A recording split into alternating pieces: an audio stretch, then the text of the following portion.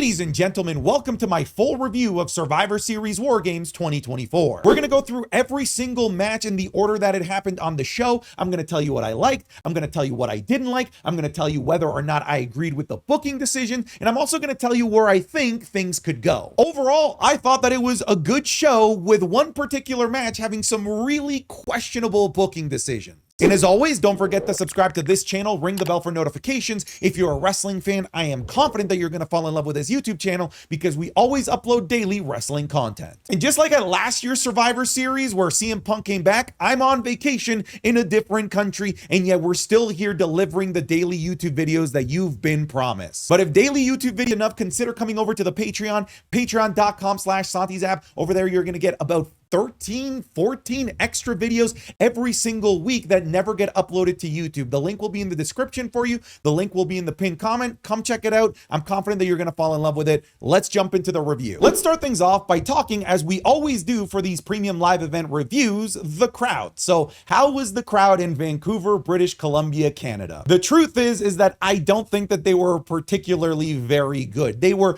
occasionally loud and they made some noise for the moments that they were supposed to make noise for, but they were pretty flat for the majority of the night. There was even this kind of embarrassing and funny moment where the decibel meter appeared on screen right before LA Knight's entrance when we're expecting it to go from 85 to 100 decibels with how loud the pop for LA Knight usually is, and that meter didn't move at all. I think it's just time to admit, as a Canadian, so just know that I'm making this criticism as somebody from Canada, Canadian crowds aren't great anymore. West Coast Canada doesn't make a lot of noise. Toronto crowds have been flat. Really, the only strong bastion of rowdy, loud wrestling fans left in Canada is Montreal. So I'm a little bit nervous for the crowd that we're going to have at Elimination Chamber, especially with that being a giant baseball stadium. So I'm sorry, Vancouver, you guys are going to get a thumbs down, sadly. Now let's actually go into the matches, and let's start off with the match that kicked off the show, that being the Women's Survivor Series match between Rhea Ripley, Bianca Belair, Naomi, Io Sky, and Bayley, who defeated Liv Morgan, Raquel Rodriguez, Nia Jax, Tiffany Stratton, and Candice LeRae. All right, so I have two halves to my thoughts and opinions on this match.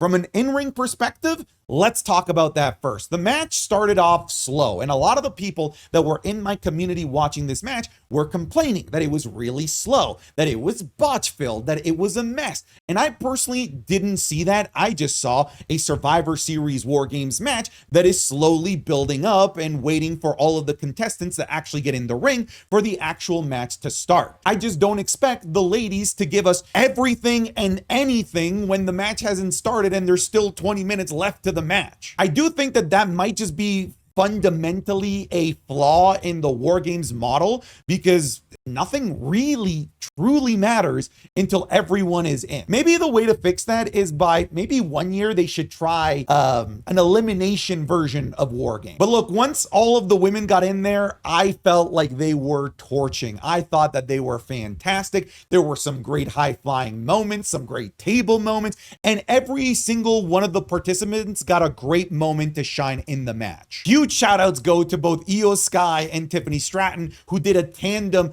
over the sky moonsault from the top of the cage while Io's wearing the trash can, and Tiffany Stratton at the same time is doing a swanton bomb from the top of the cage. We had Nia Jax go through tables. We had the ladies using weapons like chairs, bats, kendo sticks, and we had Nia Jax get powerbombed through a table, and we even had finally Rhea Ripley hit a riptide from the top of the ropes through the table on Liv Morgan. So the in-ring action, everything that happened, the chaos, it felt appropriate for a War Games match. It felt like a truly chaotic affair, which is what you're looking to get out of a War Games match. So from an in-ring perspective, all right, and because I've got a booking rant altogether here, from an actual in-ring perspective, the match was good. It gets a thumbs up from me. But now let me just go off for a second about the booking of this. I've been saying in the lead up to this match that they cannot have the heels lose. They can't. They have three people with three major singles accolades on there: the Women's World Champion, the WWE Women's Champion, and the Money in the Bank briefcase holder. In no world does it make sense to have them lose, because all three of those accolades by default just kind of lose a little bit of that prestige. That being said, Liv Morgan and Nia Jax haven't been particularly very protected champions, so I didn't see it out of the realm of possibility that they could book the heels to actually lose, and they did. I still think that that is a wild, wild decision to have the heels lose.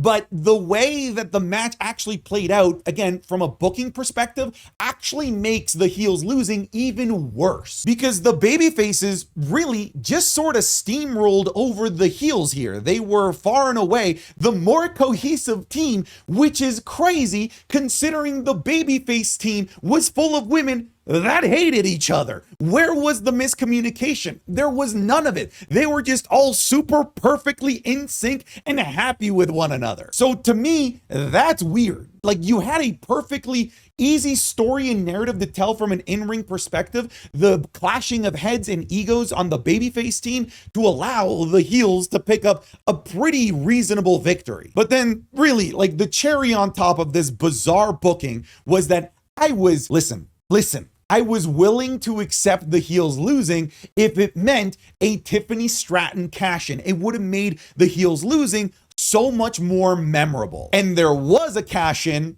attempt, but yet again, for some reason, when the Money in the Bank briefcase gets given to an individual, they become more stupid than a capuchin monkey and don't know how to cash in for some reason. And that's what happened yet again with Tiffany Stratton. She had the perfect opportunity to cash in with both champions down midway through the match, and there was a moment at the end of the match where both champions, after the match had ended, got put through tables where she could have cashed in, and still nothing. They did once again the buffoonery, the Three Stooges act that they did with Damian Priest, and now they're doing it with Tiffany Stratton, and frankly, they are making her look like a complete loser. And honestly, both Crown Jewel and Survivor Series, when it comes to potential cash-ins, that was it. That was the best opportunity to do something new, something unique with the briefcase that's never been done before. I think, honestly, I'm starting to draw the conclusion that Triple H just doesn't know how to book Money in the Bank briefcase holders.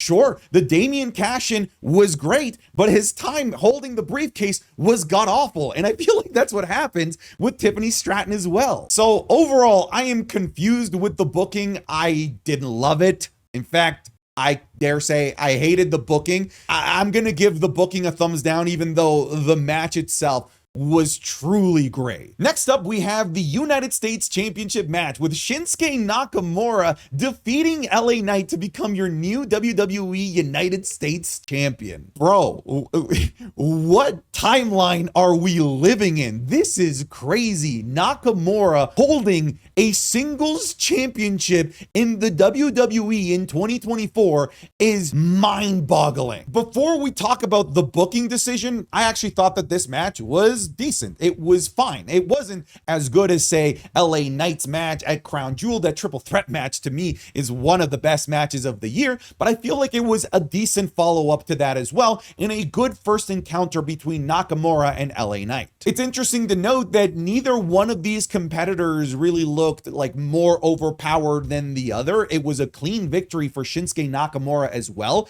I thought that he was going to use the mist or get himself disqualified, but no, it was just a true bell-to-bell clean finish for this new version of Shinsuke Nakamura, which I'm telling you fellas, is working on me. The entrance, the fact that he came out with the Shogun helmet, the posing that he did in the ring, kneeling down, classic like Japanese style, was just so enchanting. I feel like maybe the Canadian crowd in Vancouver really just set up LA Knight to lose here by making no noise when they were supposed to for that LA Knight classic pop that he usually gets. But I felt like it was a pretty even back and forth between the two. Nakamura looked scary and menacing. LA Knight did look resilient at the times that he needed to look resilient. I think everyone came out looking good here. I think it's easy to say that, my goodness, what are they doing with LA Knight? What a terrible championship reign, and I disagree. I think that it was a good championship reign. It's just that we're used to 8, 9, 10 year-long championship reigns,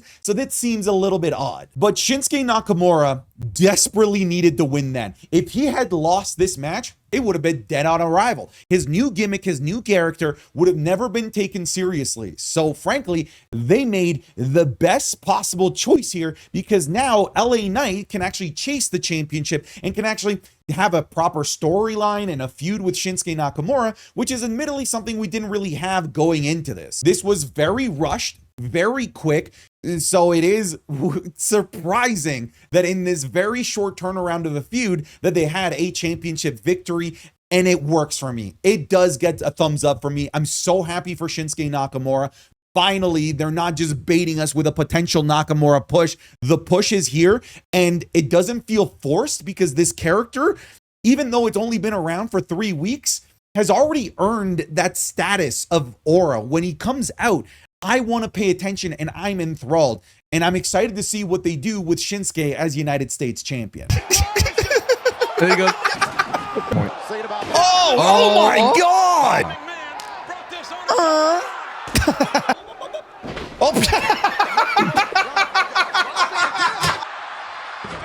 You see what I mean? That was a sneak peek of this week's Wrestling is Cool Match Club, which is exclusively available on patreon.com/SantiZap. This week, we're looking at the tag team classic that is DIY versus The Revival in a best 2 out of 3 falls at NXT TakeOver Toronto. We have a hardcore match between Shane McMahon and Steve Blackman at SummerSlam 2000. We've got real graps this week in the classic match between Bret Hart and Owen Hart at WrestleMania 10. We have a ridiculous match between Sabu and Rob Van Dam in a ladder match. And we're looking at Seth Rollins versus Logan Paul at WrestleMania 39. You're gonna get this and so much more, like the Wrestling is Cool podcast 3 days early, the Raw reviews, the SmackDown reviews, the currently ongoing Undertaker Streak watch along, the currently ongoing Royal Rumble watch along, and more. So if you're doing the math, I actually upload more on Patreon than I do on YouTube, and those are videos that will never appear on YouTube. So go check it out. It's patreon.com/SantiZap. I'm confident that if you even try for 1 month, that you're absolutely going to fall in love with it. There's hundreds of videos already up and available for you to enjoy day one. So go check it out. The link will be in the description. The link will likely also be in the pinned comment, but that's it, folks. Let's get back to the video. Next up, we have the Intercontinental Championship triple threat match between Bron Breakker, Sheamus, and Ludwig Kaiser. And in my opinion, up to this point, this was the best match of the night, to the surprise of absolutely nobody, because we all knew that when you put these 3 guys in terms of in-ring quality, they are kind of unmatched on Monday Night Raw. They are incredible, and the chemistry that they showed together in this match was impeccable as well. I talked about triple threat matches before on this channel, and that I hate the triple threat matches where they leave one guy on the outside and 2 guys just have a one-on-one match and they just sort of rotate in and out. This match had a little bit of that, but for the most part, it really was the 3 guys going up against one another. It's just funny that the majority of the 3-way happening was outside of the ring, because the majority of the action taking in the ring, especially in the second half of the match,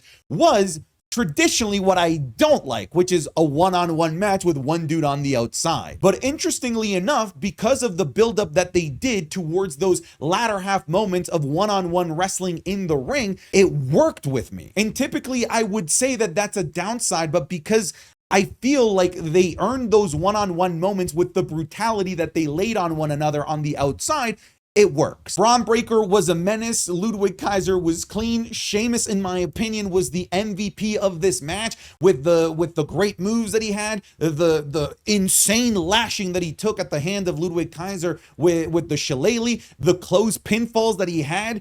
He won that crowd over. We were talking about how the crowd had been flat. They weren't flat in the last 5 minutes of this match. Like, they were alive, and it was because of Sheamus. Bron Breakker, typical classic Bron Breakker self, just doing some of the nuttiest, most insane things that I've ever seen. The dude had like 30 feet of air, it seemed, at one point with the shoulder tackle that he did. He did the classic apron to table double clothesline this time, and he won with a beautiful spear from absolutely out of nowhere during a sequence where Sheamus and Ludwig Kaiser were having that classic one-on-one in the ring, and off screen comes Bron Breakker and just lays out Ludwig Kaiser. I felt like the choreography of this was perfect. A beautiful mishmash and blend of triple threat action and singles action.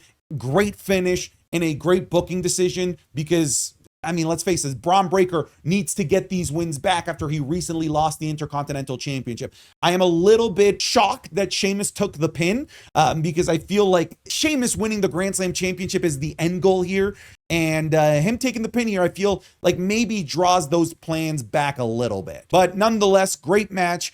Definitely worth a watch. 2 thumbs up from me. Next up, let's talk about the World Heavyweight Championship match between the champion Gunther defending and defeating Damian Priest. I'm going to start off by saying immediately, in case you're wondering, the SummerSlam match is much better. That being said, this had a really simple and really cohesive in-ring narrative that was easy to follow, easy to understand, and easy to buy into. What's interesting is that the in-ring narrative, and this is super nerdy, the in-ring narrative didn't really match the story that they were telling, which was that Damian Priest is this bad motherfucker and Gunther is this shy little ring bitch that he's become. It did start off that way, but there was a moment where Damian Priest's shoulder was showing weakness, and then Gunther just jumped on that weakness like the hyena that he is. And what was nice is that he worked that shoulder, and that shoulder eventually ended up coming into play, not just in the finish, but in major subsequent moments throughout the match, like Damian Priest not being able to properly hit that razor's edge that he's patented, the fact that he wasn't able to get Gunther up numerous times for his South of Heaven chokeslam,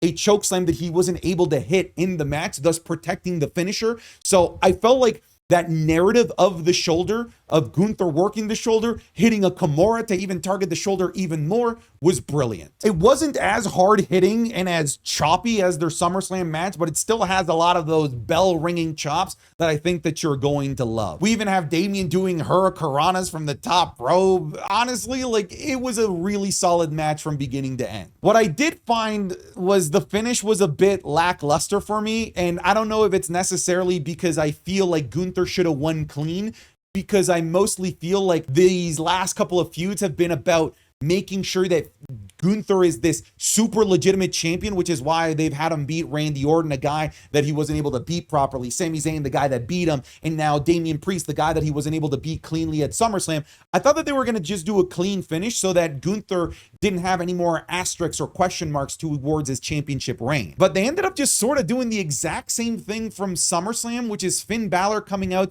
to once again screw over Damian Priest. And it worked at SummerSlam, but it didn't work here. This didn't land with me, and I don't think it really landed with the crowd either. And I think part of the problem is that we've seen it before. 2, it's less impactful because he was already against Damian Priest, so there wasn't that shock factor of that betrayal. And 3, like, let's face it, fellas, Finn Balor's stock is like rock bottom low, so seeing him go out there, I was like, dude, you're just the tag team dude that never defends his belts. On an interesting note, Gunther also took out Finn Balor, so maybe we're setting up a triple threat down the line. Saturday night's main event, Raw on Netflix, it's possible. But Gunther picks up the victory with the attack from Finn Balor. He puts Damian Priest in that sleeper hold to pick up the victory. Interesting to note from a storyline perspective, Gunther did not seem happy that Finn Balor got involved. He did not seem happy that he won the way that he won. So I actually foresee this feud to continue here on a match 3, or like I said, that triple threat. So like I said, thumbs up. I enjoyed this, but the finish, it wasn't as impactful as I probably think WWE thought it was. And last but not least, let's talk about the main event of the show. Team Roman Reigns, the Usos, Jay and Jimmy, Sami Zayn, and CM Punk defeating the Bloodline, Solo Sikoa, Jacob Fatu, Tama Tonga, Tonga Loa, and Bronson Reed. You know what's funny? The baby faces here had more tension and more miscommunication than the entirety of the women's match, which was full of people that should have been miscommunicating with one another. But I digress. Let's actually talk about what I thought about the match. First and foremost, the story and the narrative, super simple, super easy to follow, and incredibly entertaining, because there's 2 stories going on. There's the story in the ring with the Bloodline using the numbers game, the advantage that Jacob Fatu earned for them to absolutely annihilate the baby faces, and getting that numbers advantage, waiting for Roman and CM Punk to come out to once again use those numbers to take them out. And that was played really, really well in the action that led up to that moment before the match properly starts and everybody was in the ring. It's funny because even though earlier I said that pretty much everything that happens before the bell rings, before everybody's in the ring,